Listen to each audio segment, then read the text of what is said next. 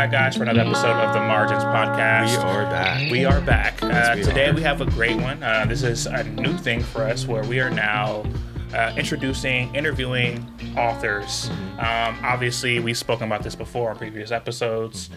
We wanted to get into the mind of the author, see how they started writing, what got them there, the path that they took, issues, things to overcome, etc. Both of us are super interested in writing. Yep. Have written in the past. We know many of you are.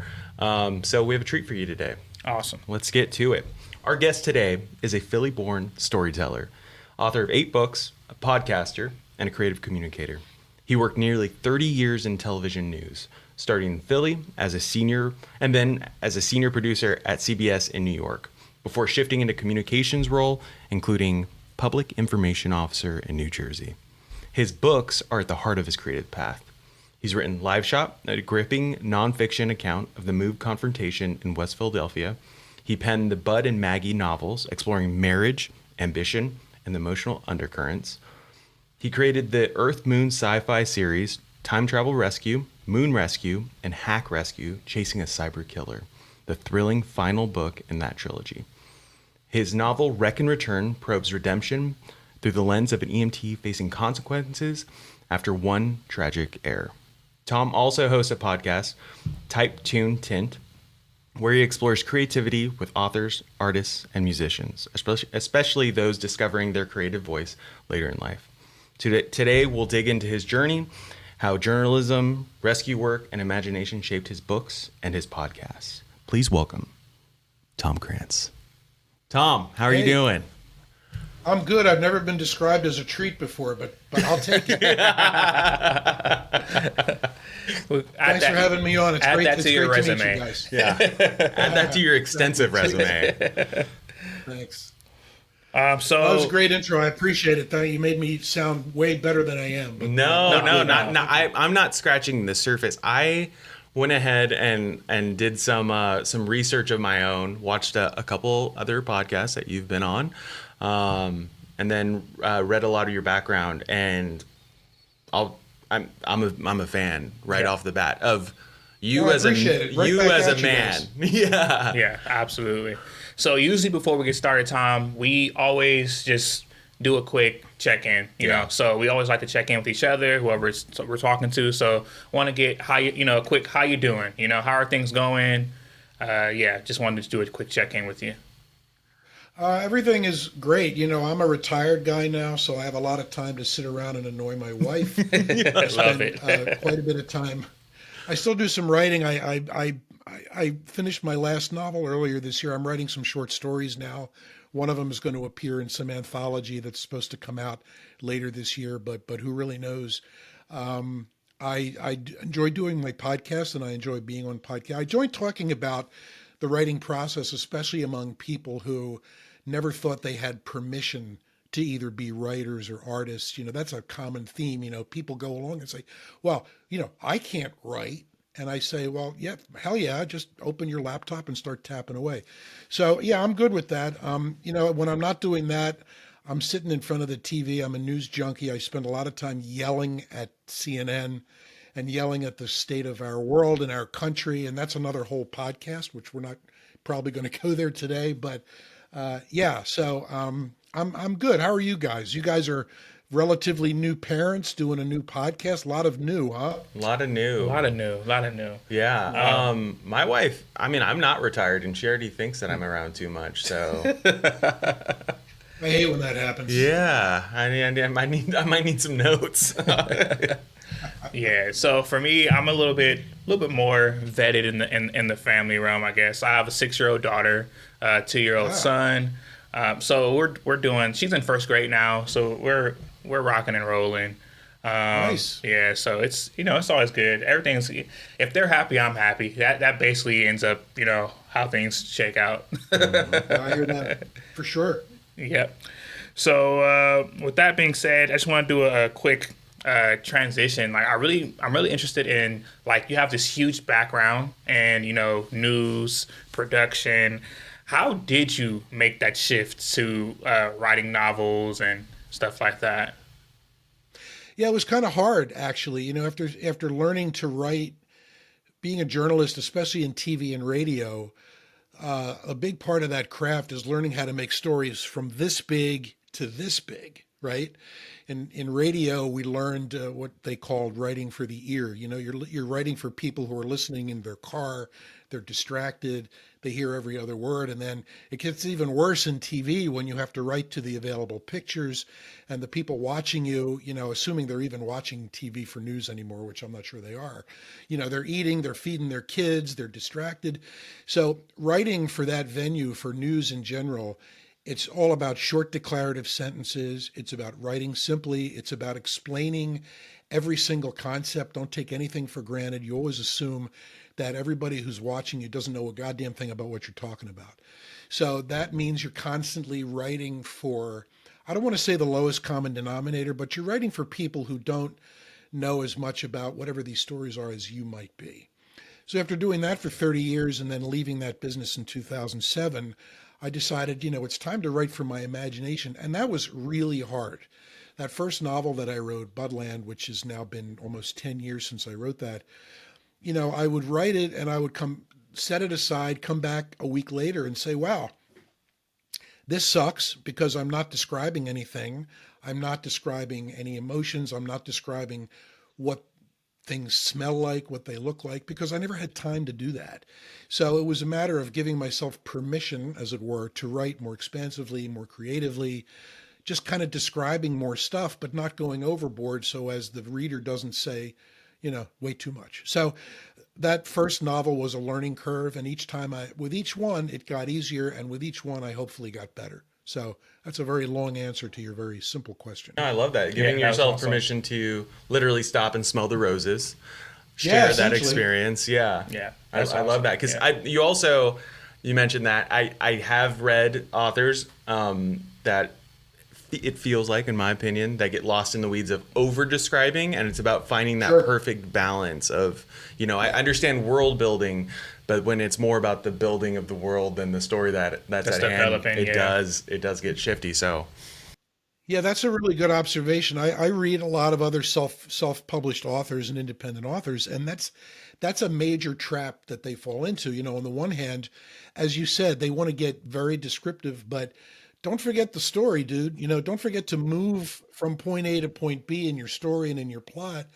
I get it. The guy's got 15 pimples on his face instead of 5, and but keep me interested. Keep the shit moving forward. Don't just get lost in the weeds. So that's exactly one of the pitfalls that we have to watch out for. Awesome, great.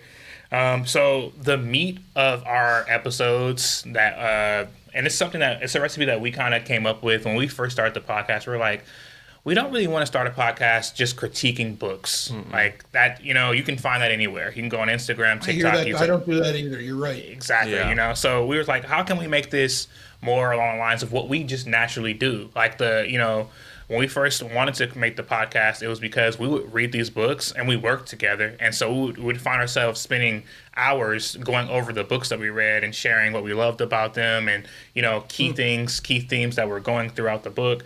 Like, how do we encapsulate that into this podcast?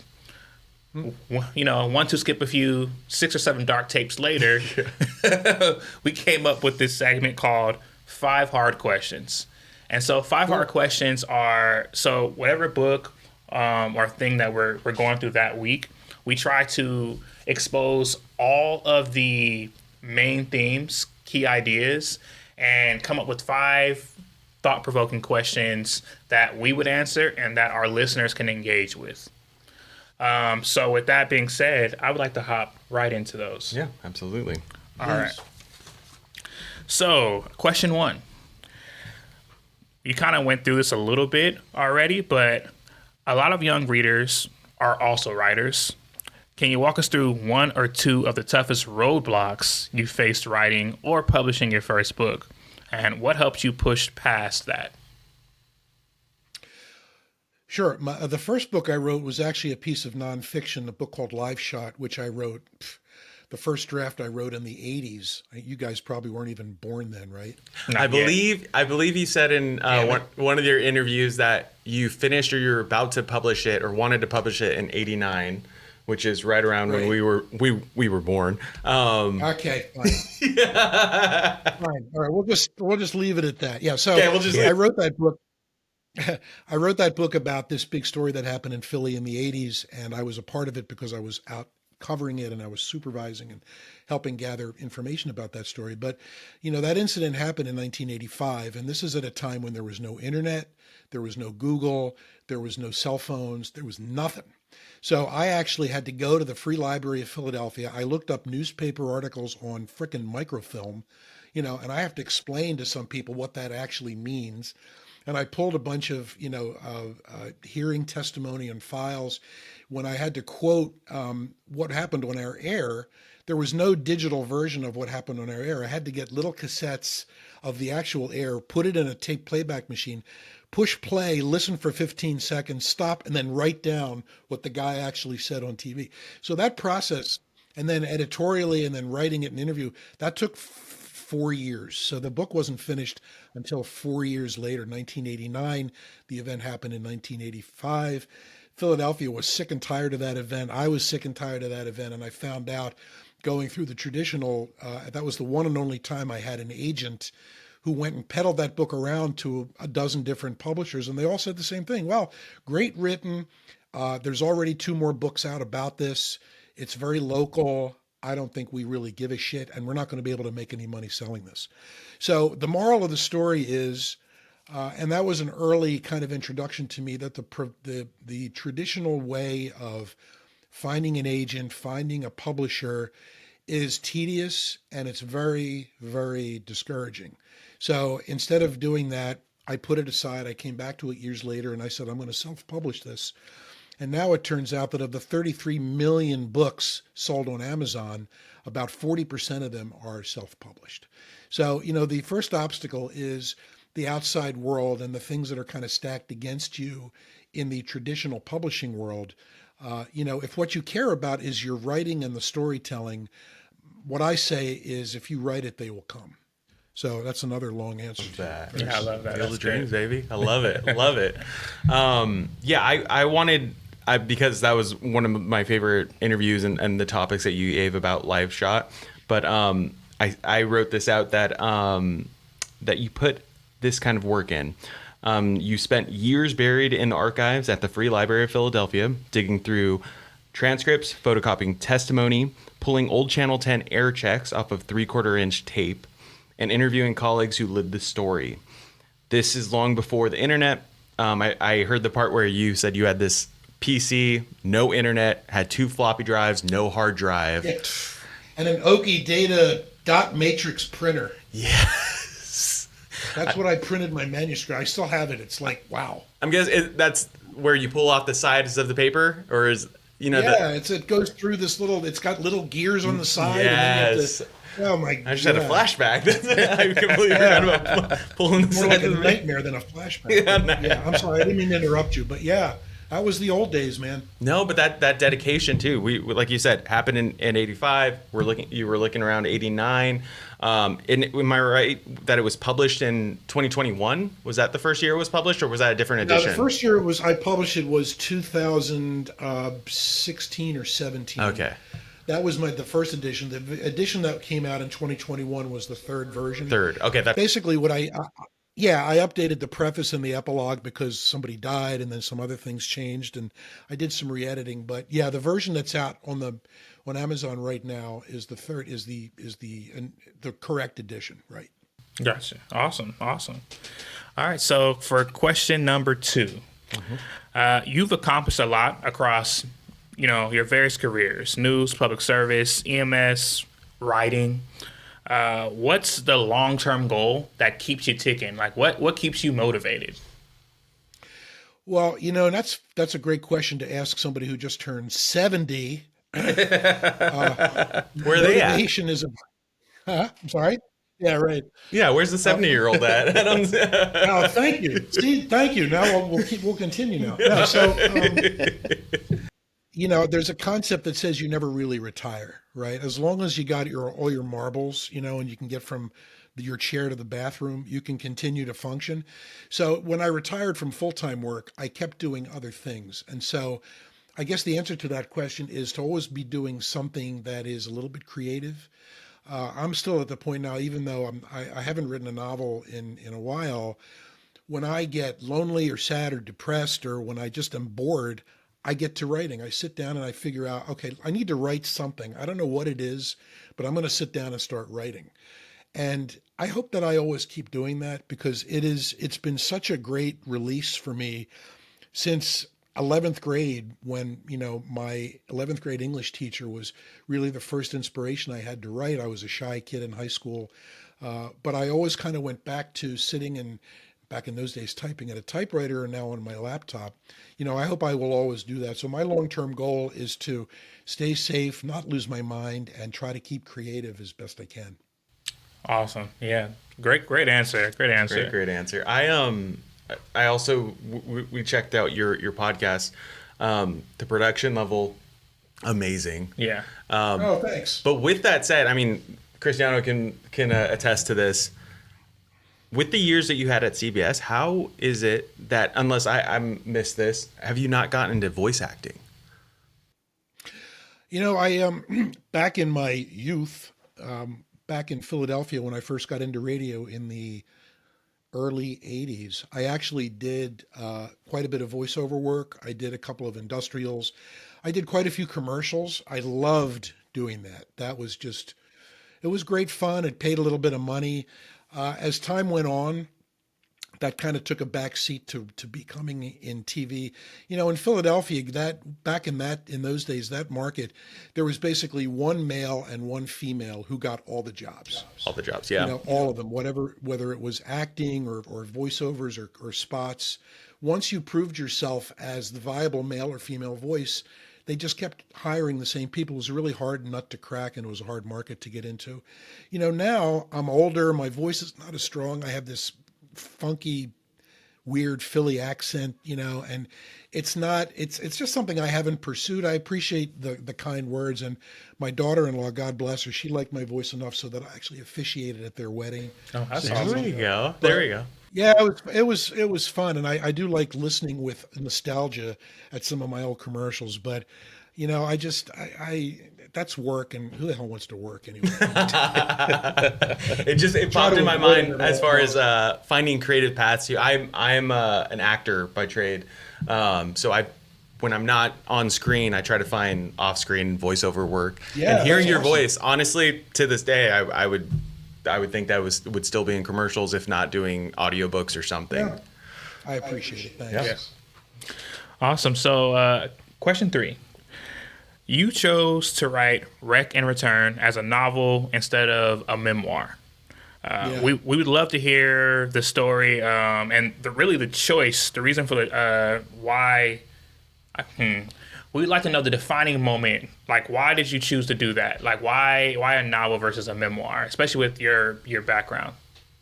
Sure, that's a great question, and I actually agonized over that. I actually started writing it as a memoir because, the EMS calls I were on, I did that for like 22 years as a volunteer. I've got over 3,000 calls under my belt. Even in a little town like this, people call 911 for a nosebleed, for a stomach ache. But there were enough stories and enough interactions with different people that I thought it would make a good memoir. I got into about 50 pages, and I realized that I'm writing about some people who are still with us, whose family and friends are still in town. And I had an experience with the Live Shot book that I wrote 40 years ago. One individual who I depicted in that book was unhappy with the way he was depicted.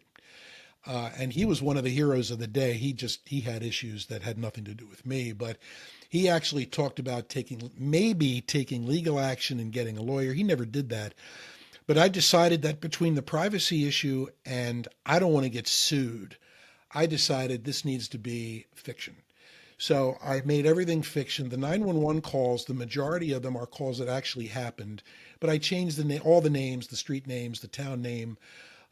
But it was the calls that actually gave that story some some teeth, because it's if you really are on those calls and you can really relate what happened to some of these patients, I thought it would add some realism to the story, and that was really the story that I lived. So it was a combination of not wanting to violate people's privacy and not wanting to get sued that made me take that right turn. All right, very logical. Yeah, I know it's not very sexy, but hey, who wants to get sued, right? No, Yeah, not at all. absolutely. So moving on to question 4. This is going to be on Hack Rescue. So writing like or any one of your fiction books, to be honest, but writing a sci-fi like Hack Rescue means pulling from real emotions, fears, future threats. What's the hardest part of making those stories feel urgent or real? I'm pretty sure like a lot of writers, that's something that people kind of struggle with, especially in like the fiction world. Yeah, so I always come back to making sure that these stories are about people, not gadgets, not processes. Make sure they're about people. And in sci-fi, that's even more important because it's really easy to get carried away with spaceships and ray guns and lasers and all that shit. And that's certainly part of the genre. But I think what keeps people coming back and what keeps people reading is the stories of the human beings, or in the case of Hack Rescue, the human-like android. That's always fascinated me. And now that AI is becoming more and more creepily human, I really see a day when there are going to be androids just like the character in that book, who acts very human. I mean, I just read that Alexa is coming out. The new version of Alexa is already available, where it's more conversational. She, or whatever voice you choose, actually engages you in more than just turn off the lights, turn on the lights, where's my stuff? There's actually, and that I don't see, I think in 20, 30 years, that's going to be a total reality. So I think keeping the stories about people, emotions, feelings, that's really the hardest part, to not get into the weeds of like the minutia of technical crap and about as I said, the science of science fiction. Although the science is important, you just can't go crazy with it. It's again like getting into the weeds with stuff like that and not keeping your eye on the ball of keeping the story moving forward. Right. That's a great answer. That was actually like more of a personal one too. So I've been writing Space Odyssey for a while now, and I scrapped everything and restarted recently because I was like, I hate doing that. It's like cutting off your arm and growing a new one. Yes. Because you love it when you're writing it, and then you read it a couple months later, like, what was I thinking? This sucks, right? Oh, I've been through that a million times. Totally. Yes. But that's good. That's editing begins with self-editing. If you can, the best way to do that is exactly that. I write, I walk away from it, and then I come back and either I love it or I hate it. I'm usually not in between, but that's very common. Good for you. Yeah, awesome. Thank you. So for the last question, you want to take it? Yep. So Live Shot dives into the move disaster and raises questions of government apathy and police overreach that still resonates. What worries you most when you look at how those same issues play out today? That story was, for people who weren't around, it's hard to really feel what that story was about to me. That story to me was about this embattled street of everyday people, middle-class people, who were essentially plagued by this one house full of people who considered themselves radicals, revolutionaries, and the way they chose to express that was to yell and scream through a PA system 24 hours a day, threaten people, patrol the rooftops with guns, and basically terrorize the neighborhood. What scares me about that today is that was such a unique situation. The city of Philadelphia and the police department, I don't think they really had a clue how to deal with that, right? And that's indicative in the way they dealt with it, in this horrific decision to evacuate this street, attack this house, blow the shit out of it, let it burn down with people inside, right? I would like to say, and I would like to think that could never happen again. But, as every time I say that, there's somebody in the room who says it can happen again. Would it have been different if it were, for example, a white neighborhood? Would it have been different if it were in a different part of the city?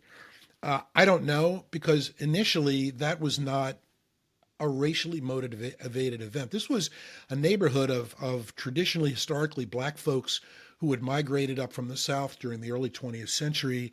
The mayor was black. The police officers who patrolled were, it was a story about a black neighborhood that was just basically dealing with these people who wanted to make life miserable for everybody.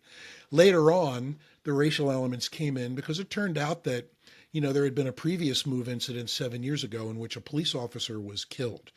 And for 8 years, cops blamed MOVE for that killing. And I think that in the 1985 incident, I think there was an undercurrent that said, okay, this is our chance to kill these guys. We're going to kill these MOVE guys, and this is it, and that's what's going to happen. It turns out that the one police officer, a guy named Bergheyer, who later in the day broke ranks and actually risked his own life to go down and rescue the two people who survived. He happened to be a white guy. He had to leave the department because of harassment by other cops. They left notes on his locker, "End lover." They gave phone calls. There was stuff left on his, because he had the nerve to do his job, right? So I guess what I'm afraid of is that because, systemic racism has not gone away, it's still with us. I think that police departments in general are getting better. My son is a police officer, so full transparency, he teaches at a police academy here, Union County, New Jersey, where they spend a lot of time on de-escalation, on dealing with diverse men and women, on, they practice they have drill sergeants get in their face and they call them every racial slur you can think of to get these guys used to the fact that, when you're out with the public, this is going to happen. We can't just be shooting first and asking questions later. So getting back to your question, I'm afraid that something like that could happen again somewhere along the way. People draw parallels to the Waco, which I think was totally different. There are so many other instances that are different enough so that they don't really compare to what happened to MOVE. But I'm always afraid that, that's going to happen. Something like that could happen again. Yeah, history repeats itself. So it does, and governments have been trying hard to learn from that and to learn from other things. But you wake up every day and you see some of the boneheads running local governments. And I used to be one. I was a councilman in my town for 6 years. I try not to believe that I was a bonehead about it. I tried to be common sense. And here in New Jersey, there's a lot of frickin' misbehaving and stupidity going on. It's amazing who gets elected to office, I think, not only here, but in other places. But, I always wonder, are the people at the helm, are they the right people to do this? And, that opens the door to another whole discussion about, who's running the country and the House and the Senate. But let's not go there because we're all friends right now and we're all not stressed and, talking about other things. Absolutely. Love that answer, though. I think that I agree that a lot of the same tenets that existed then are still prevalent today. The difference is that now it might be even more volatile because everyone has everyone's in power to say or do something, right? It's really interesting what social media and the access that it's granted everyone to have a voice. Oh, it's totally changed since my day. It totally changes. Everything's changed. In 10th grade, there was an English teacher I had who was big on when you read poetry or read a book or write, look for what he called universal truth. What are the universal truths of life?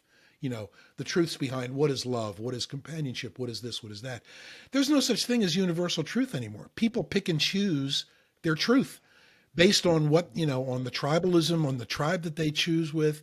Social media, you have to choose what you listen to and what you believe, the way you buy a refrigerator. You got to look at the service record. You have to weigh all these things before you decide to believe something. And that's just the way things are right now with social media. It's so much more difficult to navigate.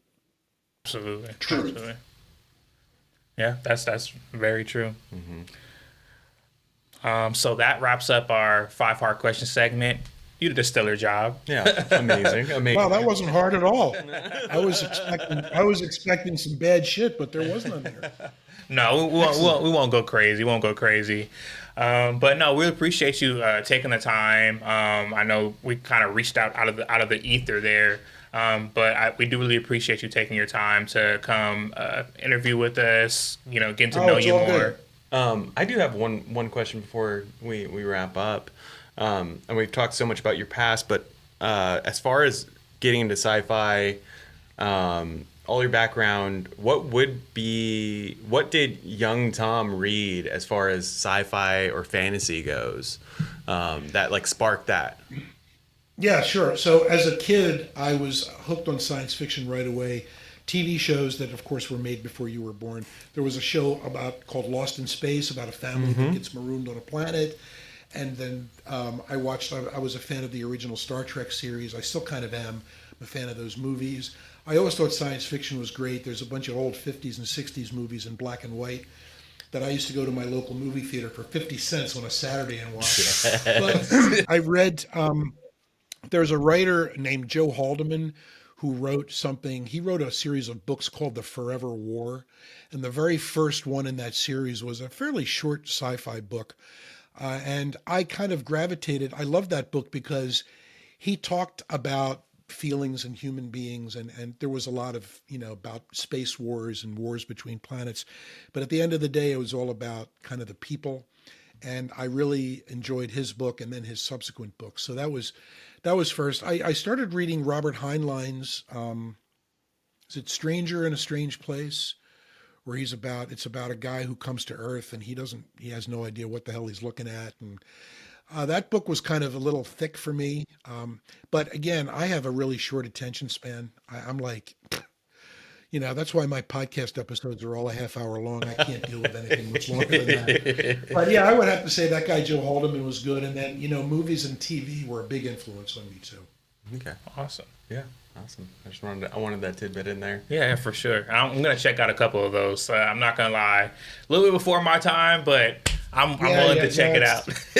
There's so much sci-fi out there now that's good. Streaming stuff, FX. The Alien films are so freaking great. Yes. And there's more. There's so much stuff out there that's, forget Star Trek and those chintzy special effects. I mean, hey, original Trekkie. I love it. Yeah, absolutely. Yeah. I know. Somebody has to be it. Might as well be me.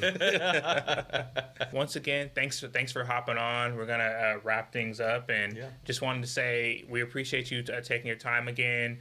Would love to have you on again, maybe on one of our longer sessions. I know you have a hard time with that, so we can have you call in. Yeah, it's all right. Well, for you guys, I'll make an exception. Yes. But yeah, it's been that'd really be great. If you ever do something with multiple people, I'd be definitely into that. I mean, we can do whatever you want. Just keep in touch. Yeah, absolutely. Absolutely. Guys, we're gonna go ahead and link Tom's website in the caption below. So please check out his audiobooks, his physical books. Again, his podcast. Like I said, production level is crazy on that. I've loved the stories that I was able to find on that, from the YouTuber to the author of the murder series, or the serial killer, the 26 letters. Yeah, 26 letters. And that again is Type Tune Tint. So yeah, please guys, check out more of Tom. Find his books on Amazon as well. And I'll do the same for you guys, of course. awesome. Thank you. Appreciate it, Tom. All right. Have a good one.